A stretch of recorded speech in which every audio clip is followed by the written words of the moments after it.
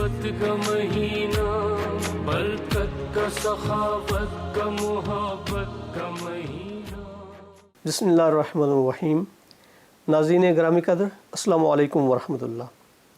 ماہ مبارک رمضان کی مناسبت سے سائی ٹی وی کے خصوصی پروگرام حکمت دعا کے ساتھ میں ہوں آپ کا میزبان امجد عباس، اور پروگرام میں ہمارے ساتھ موجود ہیں پاکستان کے معروف علمی و تحقیقی ادارے البصیرہ کے سربراہ جناب سید ثاقب اکبر۔ علامہ صاحب، میں آپ کو پروگرام میں خوش آمدید کہتا ہوں۔ بڑی مہربانی جناب۔ ناظرین گرامی، ہم اس پروگرام میں دعا اور حکمت دعا پہ بات کرتے ہیں۔ قرآن مجید میں اللہ تعالیٰ نے متعدد مقامات پر دعاؤں کا ذکر فرمایا ہے۔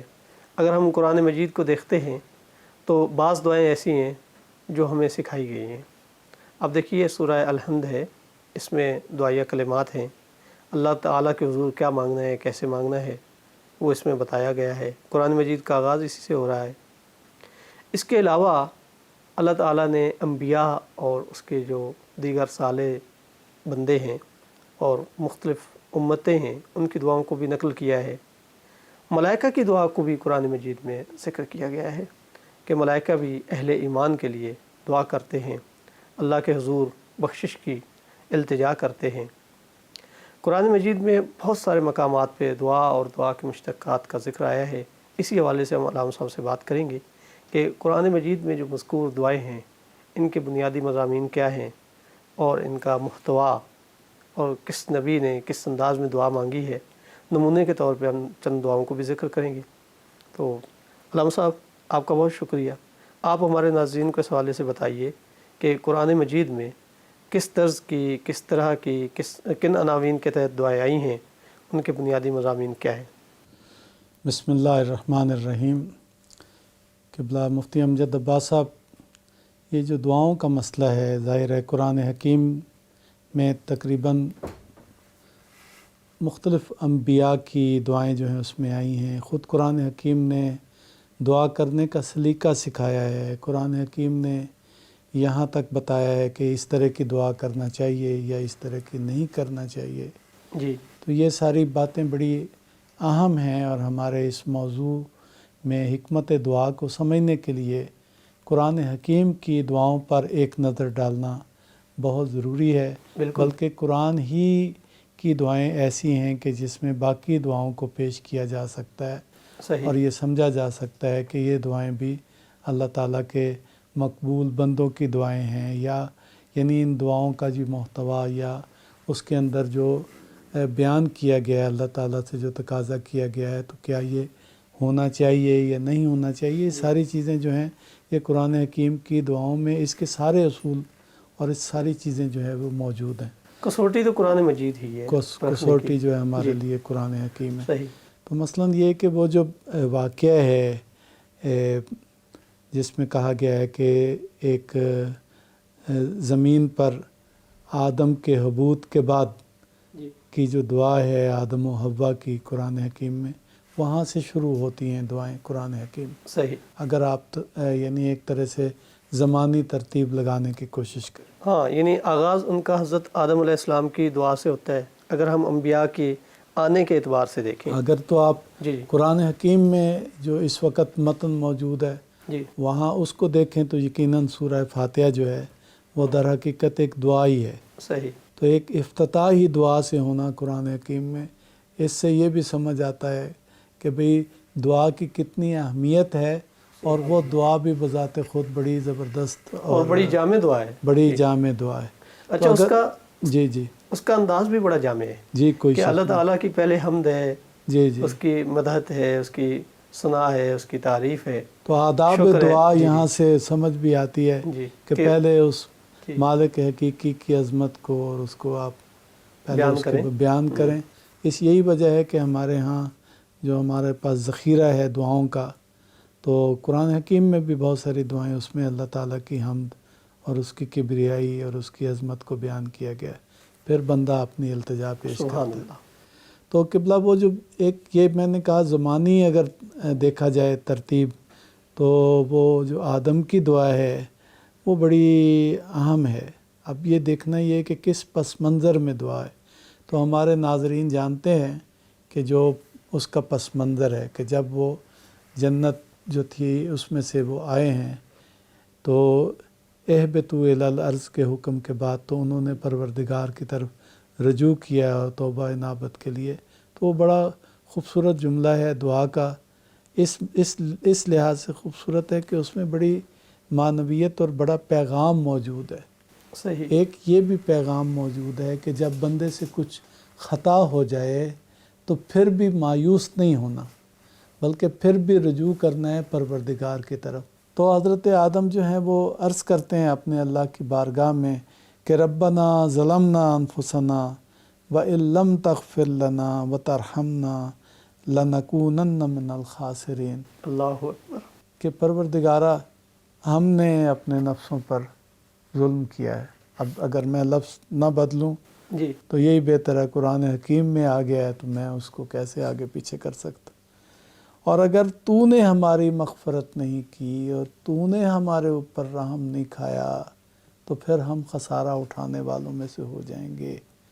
یہاں ایک نقطہ یہ ہے کہ اعتراف ہے، ہاں، اس دعا بات- کے آغاز میں جی اعتراف ہے۔ اعتراف ہے کہ ہم سے خطا ہوئی یا ہم سے ظلم ہوا، ٹھیک ہے، ہم سے نافرمانی ہو گئی، تو اپنے آپ کو مقام ابدیت پہ رکھنا صحیح۔ اور اپنے آپ کو تسلیم کرنا اور قبول کرنا، یہ بڑی اہم بات ہے، اعتراف کرنا کہ میری طرف سے خطا ہوئی۔ دوسری بات یہ ہے کہ یہ بات پورے یقین کے ساتھ کہ تو نہیں تو پھر اور کوئی نہیں بخشنے والا، ہاں ایسے ہی ہے، یعنی یہ خالص توحید پر ایمان کا اظہار ہے۔ بہت خوبصورت۔ یعنی تو نے نہیں بخشا اور تو نے نہیں رحم کھایا تو پھر تو میں خسارے میں ہاں، تیرے سوا میرا کوئی اٹھانے آسرا والا۔ نہیں ہے۔ اس کا مطلب یہ ہے کہ یہ بہت خالص اس میں بندے کا بندہ ہونا اور اللہ کی خالص اس کی ربوبیت اور اس کی توحید جو ہے اس کا اقرار یہاں پہ اور موجود ہے، توکل بھی ہے اس پر۔ توکل بھی اسی کی بارگاہ سے۔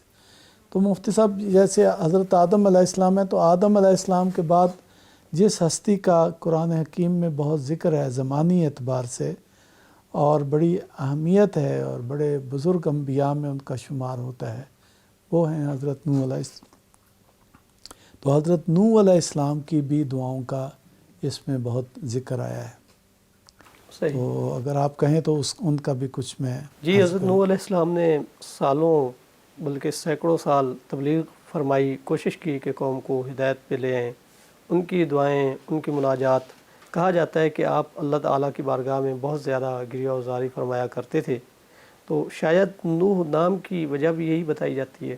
ہاں، جیسے نوحہ کا لفظ ہے اسی طرح سے نوح کا کہتے ہیں، وہیں سے لفظ نکلا ہے، چونکہ بہت اللہ کے حضور گڑ گڑاتے تھے، التجائیں کرتے تھے، دعائیں مانگتے تھے اللہ کے حضور۔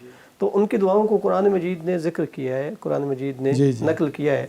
تو آپ ہمارے ناظرین کے لیے بیان کیجئے ان کی دعائیں۔ مثلا وہ کہتے ہیں رب اغفر لی ولوالدی ولمن دخل بیتی مومنا وللمؤمنین والمؤمنات۔ تو یہاں پہ وہ اپنے والدین کی بھی بخشش کی دعا کرتے ہیں اور جو لوگ ایمان لا کر ان کے گھر میں داخل ہو جائیں، ان کے گھر سے مراد ہے ایمان کے گھر میں، یا آپ یہ بھی کہہ سکتے ہیں کہ خود حضرت نوح علیہ السلام کے گھر میں جو داخل ہو جائیں تو ان کے لیے پروردگار کے ہاں سے مغفرت کی اور بخشش کی دعا کرتے ہیں، لیکن باقی قوم سے ان کی شکایت جو ہے وہ موجود ہے۔ اب قرآن حکیم میں آیا ہے کہ انہوں نے 50 کم 1000 سال جو ہے وہ اللہ کی تبلیغ کی ہے، اللہ کی طرف دعوت دی ہے، لیکن وہ قوم جو ہے اس نے اس دعوت کی طرف اعتنا نہیں کی اور بہت کم لوگ رہ گئے۔ تو اس کا مطلب یہ ہے کہ آخر کار وہ مجبور ہوئے کہ وہ پروردگار کے ہاں دعا یہ کریں، چونکہ وہ جب وہ یہ کہہ رہے ہیں اس پہ کہ یہ لوگ جو باقی ہیں یہ تو گمراہی کی طرف ہی جائیں گے، بربادی کی طرف ہی جائیں گے، تو پھر آخر کار انہوں نے پروردگار کے حضور یہ دعا کی ربی لا تذر علی الارض من الکافرین دیارا، اے میرے پالنے والے تو روئے زمین پر کسی کافر کو رہنے سہنے والا نہ چھوڑ۔ اس لیے ہیں اگر وہ رہ گئے تو یہ باقی ساری مخلوق کو، باقی سارے انسانوں کو گمراہ کریں گے۔ جی، تو اسی کے لیے وہ آگے انہوں نے یہ پھر یہ بات کہی ہے کہ پروردگار یہ جو ہیں یہ فاجروں اور ڈھیٹ کافروں ہی کو جنم دیں گے، یہ جو باقی لوگ ہیں، اگر یہ اس زمین پر جو ہے وہ باقی رہ گئے، چونکہ انہیں یقین ہو گیا تھا کہ ان لوگوں اور ان کی نسلوں میں کوئی خدا پرست بندہ نہیں پیدا ہوگا۔ اور جو ان کی کیفیت ہے جی کہ ایک نقطہ ہے، جی جب کسی کے وجود سے آگے خیر کی کوئی گنجائش باقی نہ رہے تو یہاں سے ایک اصول سمجھ لینا چاہیے کہ وہ پھر اس زمین پہ رہنے والا نہیں ہے، وہ رہنے کے قابل نہیں ہے۔ ٹھیک ہے، بہت خوبصورت بات آپ نے بیان کی کہ حضرت نوح علیہ السلام کو جب علم ہو گیا کہ یہ لوگ کسی صورت بھی ایمان لانے والے نہیں ہیں، سدھرنے والے نہیں ہیں، تو وہ انہیں زمین پر بوجھ قرار دے رہے ہیں۔ جی جی اور وہ یہ سمجھ رہے ہیں کہ اگر ایک برائی ہے، مجسم برائی ہے، اس سے خیر کی توقع نہیں کی جا سکتی، جی جی تو وہ یہ سمجھتے ہیں کہ ایسے لوگوں کا زمین پر نہ ہونا ہی فائدہ مند ہے۔ جی، اسی لیے آگے کہتے ہیں کہ اگر تو انہیں چھوڑ دے گا تو یقیناً یہ تیرے اور بندوں کو بھی گمراہ کر دیں گے، صحیح، نہ صرف خود گمراہ ہیں بلکہ دوسروں کو بھی دوسروں خراب کو کریں بھی گے۔ گمراہ کر دیں گے، لہٰذا اب ان سے اس زمین کا پاک ہو جانا بہت ضروری ہے۔ صحیح، اچھا، یہاں پہ وہ نقطہ سامنے آتا ہے کہ کیا کسی کے لیے بد دعا بھی کرنا چاہیے؟ اچھا، یہاں اپنے لیے، اپنے کسی دشمن کے لیے نہیں بد دعا کر رہے، جی یہ بڑا اہم نقطہ ہے یہاں پہ، کہ کسی نے ان کو ستایا ہے، کسی نے ان کو گالی دی ہے، وہ تو انہوں نے دی ہیں، وہ تو انہوں نے بہت آپ کا تمسخر اڑایا ہے اس قوم نے، لیکن ان کو یہ اب فکر لاحق ہے کہ یہ تو اب سارے کے سارے اس درجے پر پہنچ گئے ہیں کہ ایک تو خدا کی نافرمانی میں اضافہ ہوگا ان کے وجود سے، دوسرا ان کے ذریعے سے ان کی نسلوں میں سے بھی کوئی نیک بندہ نہیں آنا، اور یہ بھی کہ جو مومن ہو چکے ہیں ان کو بھی یہ گمراہ کرنے ان کے کو بھی درپے تنگ کریں رہیں گے، ہاں۔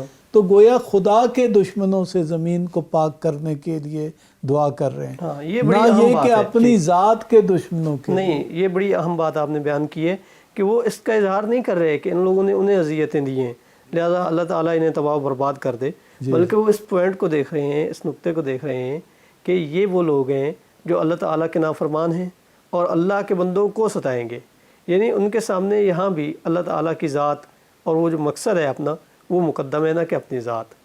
اچھا مفتی صاحب، ایک اور نقطہ اگر اس میں سے کہہ دیں، لوگ کہیں سوال کرتے ہیں نا کیا بد دعا کی جا سکتی ہے، تو دیکھیں میں نے بتایا ہے کہ اس آیت سے یہ ظاہر ہوتا ہے کہ بد دعا کے لائق کون سے لوگ ہیں، لیکن یہ اس کے لیے نوح کا مرتبہ بھی چاہیے ہے، ہاں یہ بڑی اہم بات ہے یعنی آپ یہ دیکھیں کہ کتنا لمبا انہوں نے صبر کیا ہے، جی، کتنا عرصہ انہوں نے تبلیغ کی ہے، ٹھیک ہے، اور اس کا مطلب بعض اوقات یہ ہوتا ہے کہ ہم تبلیغ کرتے ہیں، یہ لوگوں کو دعوت دیتے ہیں تو ایک دفعہ دو دفعہ، اور اگر وہ نہیں مانتے تو ہم بہت جلد مایوس ہو جاتے ہیں ان کے وجود سے، تو میرا خیال یہ ہے کہ یہاں یہ پوری جب تک نوح علیہ السلام کی تاریخ کو نہ دیکھا جائے تب تک اس بد دعا کو نہیں سمجھا جا سکتا، چونکہ یہ اس کا مطلب یہ ہے کہ انہوں نے اتنی لمبی کوشش کی ہے تب کہیں جا کر یہ بد دعا کی نوبت آئی ہے۔ صحیح، اپنی طرف سے مکمل انہوں نے کوشش کی ہے، اپنی طرف سے مکمل محنت کی اور مسلسل محنت کی، جی اور اس میں بھی وہ یہ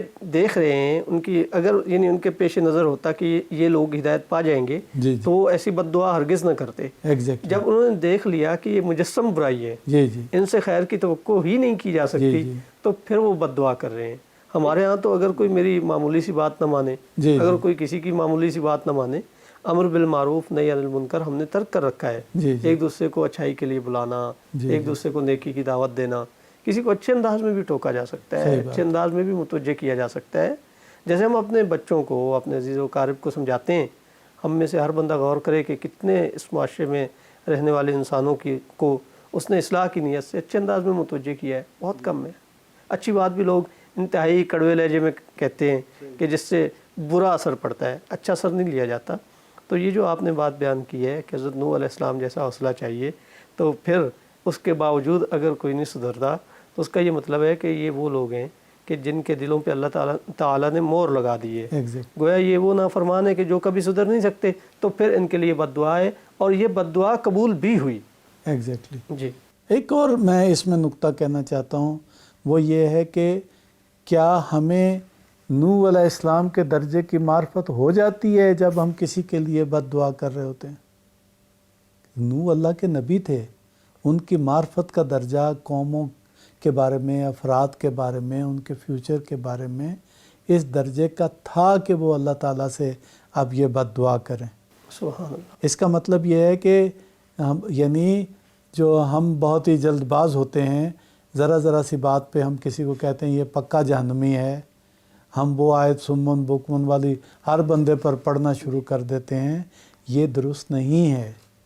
اسی لیے جو ہمارے اچھے لوگ ہیں دعا کرنے والے، وہ اگر برے لوگوں کے لیے بھی جو بات یعنی بد دعا بھی کرنا چاہیں تو وہ یوں کہتے ہیں کہ پروردگار ان کو ہدایت دے، اور اگر یہ ہدایت کے قابل نہ ہوں تو پھر ان کو تو جو ہے وہ سزا دے۔ سبحان اللہ، بہترین ہے تو کہ میرا پہلے گنجائش رکھی جائے ہاں جی کہ اگر انسان سدھرنے کے قابل ہے تو اللہ اسے سدھارے، جی یہ خیر خواہی ہے حقیقت میں۔ اور یہ اس کے بعد یہ کہنا کہ اگر یہ ٹھیک نہیں ہو سکتا ہاں جی تو اے اللہ اسے اٹھا لے، یہ خود اس کے بھی حق میں ہے کہ وہ مزید نافرمانی سے بچ جائے گا، اور دیگر انسانوں کے بھی حق میں ہے کہ جو اس کی وجہ سے گمراہ ہو سکتے ہوں۔ اچھا، ایک اور نقطہ اگر آپ اجازت دیں تو جی میں جی، عرض بیان کروں اسی فرمائیں۔ دعا میں سے، وہ یہ کہ حضرت نوح علیہ السلام کی اس بظاہر بد دعا میں ایک دعا بھی شامل ہے۔ اچھا، مثلاً یہ کہ وہ کہتے ہیں کہ کہیں ایسا نہ ہو کہ یہ لوگ جو اس وقت مومن ہیں ان کو بھی گمراہ کر دیں، ہاں تو گویا ان مومنین کو بچانا چاہتے ہیں ان کے شر سے، اور ان کے ایمان کی حفاظت حضرت نوح علیہ السلام کو منظور ہے، جس میں وہ جیسے وہ کہتے ہیں وَلِمَنْ دَخَلَ بَيْتِيَ مُؤْمِنًا وَلِلْمُؤْمِنِينَ وَالْمُؤْمِنَاتِ۔ تو یہ جو لوگ ہیں جن کو وہ اس دعا کے اس حصے میں جو جن کا ذکر کر رہے ہیں وہ، ہاں مصداق ہیں، تو اس کا مطلب ہے وہ ان کے ایمان کی حفاظت بھی چاہتے ہیں کہ یہ شریر لوگ جو ہیں یہ باقی رہیں گے، تو جو اس وقت ایمان لا چکے ہیں یہ ان کو بھی بھٹکا دیں گے۔ تو اس طرح سے اگر دیکھا جائے تو حضرت نوح علیہ السلام کی دعاؤں میں بڑی زبردست بجا فرمایا۔ یعنی اخذ کرنے والی خوبصورت باتیں ہیں، اور بہت بڑے مطالب اس کے اندر جو ہے وہ موجود سبحان ہیں۔ اللہ۔ اچھا، ایک اور مفتی صاحب یہاں بات ہو گئی، وہ یہ ہوگی کہ حضرت نوح علیہ السلام نے اپنے بیٹے کو بچانے کی دعا کی تھی اللہ کی بارگاہ میں۔ ہاں، اس پہ بھی بات کر لیتے ہیں جی کہ حضرت نوح علیہ السلام کا سگا بیٹا، جی جی وہ ان کا نافرمان تھا، ان پہ ایمان نہیں لے آیا۔ جی جی اب اس کے اسباب ہو سکتے ہیں، جی جی کہا جاتا ہے کہ اس کی والدہ ایسی تھیں یا معاشرتی اثرات سے وہ محفوظ نہیں رہا۔ جی جی تو ایک اور بات بھی ہم سمجھ سکتے ہیں کہ اچھوں میں سے برے جی اور جی بروں میں سے اچھے، یہ کوئی عجیب بات نہیں ہے۔ جی جی ہدایت ہر بندہ خود اس کا عمل دخل ہوتا ہے کوئی شک بڑی نہیں۔ حد تک۔ جی جی لوگ تو ایک طرح کے آپ کہہ لیں کہ واسطہ بن سکتے ہیں، اللہ تعالیٰ توفیق دیتا ہے، اصل کوشش انسان نے خود کرنا ہوتی ہے۔ تو اس واقعے میں اس پہلو کی جانب جو آپ نے متوجہ کیا، یہ بڑی اہم بات ہے کہ حضرت نوح علیہ السلام کا بیٹا نافرمان ہے، جی اور اس کے باوجود وہ ان کے لیے دعا کر رہے ہیں اللہ کے حضور۔ تو اللہ تعالیٰ، وہ اصل میں بات یہ تھی کہ اللہ تعالیٰ نے ان سے وعدہ کیا تھا کہ وہ تیرے اہل کو بچا لے گا، صحیح، تب وہ اسے یاد دلاتے ہیں کہ پروردگار تو نے تو یہ کہا تھا، جی تو وہاں پہ پروردگار فرماتا ہے کہ یہ تیرا اہل ہی نہیں ہے۔ صحیح، یہ تیرے گھر والوں میں سے نہیں ہے۔ ہاں، اس کا مطلب یہ ہے، بلکہ وہ کہا گیا کہ یہ عمل غیر صالح ہے، صحیح یعنی اب یہ بھی سراپا شر ہو گیا ہے۔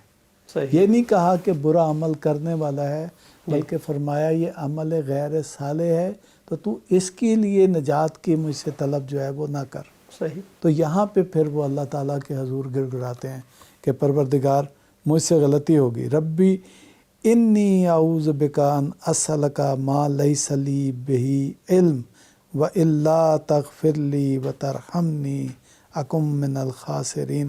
وہی حضرت آدم علیہ السلام والی بات یہاں پہ آ جاتی ہے، تو یہاں پہ وہ کہتے ہیں کہ میرے پروردگار، میں تیری پناہ چاہتا ہوں اس بات سے کہ تجھ سے وہ مانگوں جس کا مجھے علم ہی نہ ہو، یعنی میں نے ایسی بات تجھ سے مانگی جو میرے یعنی علم جس کا مجھے نہیں تھا۔ صحیح، تو پھر پروردگار کے حضور وہ اپنے لیے مغفرت مانگتے ہیں، اپنی توبہ کرتے ہیں کہ پروردگار میں نے ایک ایسی دعا کی تجھ سے جو مجھے نہیں کرنا چاہیے تھی۔ اس میں بھی بڑے سبق جو ہے ہمارے لیے موجود ہیں کہ اگر ہم غیر مناسب دعا کریں، ایسی دعا مانگیں جو درست نہیں ہے یا ہمارے حق میں نہیں ہے، تو ہمیں اس پہ اللہ تعالیٰ سے معذرت بھی کر لینا چاہیے۔ ہاں جی، بڑی خوبصورت آپ نے بات کی کہ اگر دیکھیں، یہ اگر نبی علیہ الصلوۃ والسلام ایک نوح علیہ الصلوۃ والسلام کے ساتھ اگر یہ ہو سکتا ہے تو بعض اوقات یہ ہوتا ہے کہ ہمیں چونکہ اپنے بچے، اپنی بیوی، اپنے ماں باپ، اپنے بھائی بہن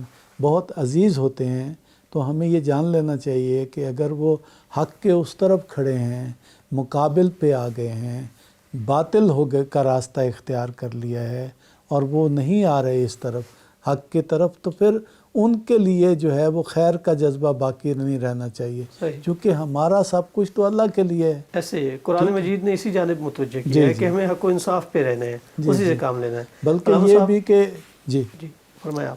بلکہ یہ بھی کہ فیصلہ بھی کرتے وقت جو ہے ہمیں دیکھنا ہے کہ ہم اپنے عزیزوں اور قریبیوں کے مفاد میں فیصلہ نہ کریں بلکہ حق کے مطابق فیصلہ کریں۔ علامہ صاحب آپ کا بہت شکریہ، آپ نے بڑی خوبصورتی سے وضاحت فرمائی۔ ناظرین گرامی قدر، اسی کے ساتھ ہمارے پروگرام حکمت دعا کا وقت ختم ہوا چاہتا ہے۔ اللہ حافظ۔ رمضان ہے اللہ سے قربت کا مہینہ، برکت کا، سخاوت کا، محبت کا مہینہ۔